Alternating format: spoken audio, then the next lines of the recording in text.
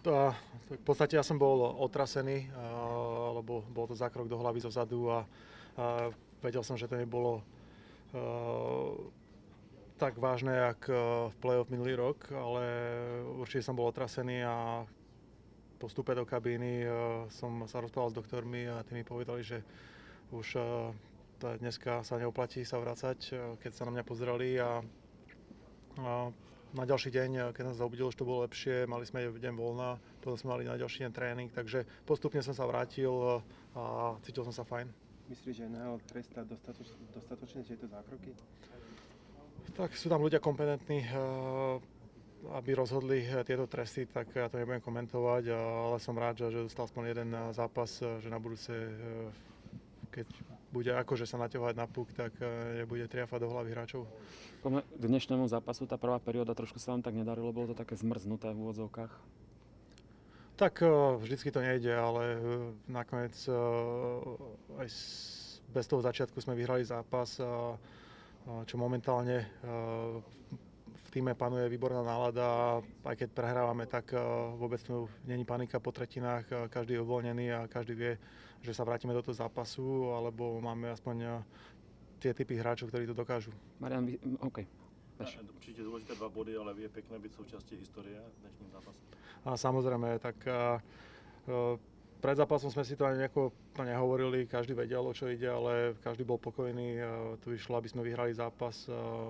Dôležité boli 2 body, ale samozrejme sme radi, že ten celý náš tím je súčasťou tejto histórie. Určite je to príjemné a sme radi, že sme mohli byť pri tom. Ty sa teďka ohľadneš, je to těžké, tých 17 zápasů udělat aspoň v každém zápase aspoň bod? Tak určite áno, lebo teraz sa to podarilo jednému týmu, takže to sme my a veľmi nás to teší. Určite to nie je ľahké a špeciálne zo začiatku sezóny.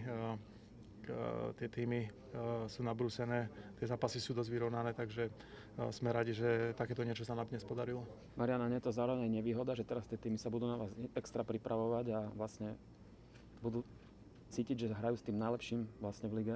Tak aspoň to je dobré meritko pre nás, budeme musieť byť pripravení a to je také, budeme sa pomaly pripravovať na play-off, samozrejme ešte strašne veľa zápasov do play-off, ale tieto ťažšie zápasy, keď budú tie týmy na nás nabrúsené, tak aspoň budeme vedieť, jak sme na tom. A myslíte si, že majú mužstvá, keď sa stretávate teraz v ďalších zápasoch, taký jednoducho odstup od vás, alebo je tam nejaká bariéra, že to sú tí najlepší a pozor musíme si dávať, alebo respektíve nejaké špeciálne inštrukcie dostávajú na vás, aby niečo vlastne urobili, zlomili ten rekord? Tak to ja neviem, to sa musíte opýtať ich.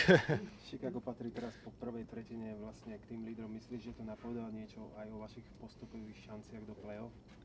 A jak som povedal, ešte skoro hovoriť, v podstate máme 17 zápasov za sebou, takže tá východisková pozícia je veľmi dobrá, dosiahli sme obrovský úspech dneska, takže to si užijeme a samozrejme ešte veľa zápasov a budeme musieť sa jen dobre pripraviť, lebo tie týmy budú nás pripravené. Prekvapilo ťa, v akej streleckej forme sa nachádzaš od začiatku sezóny?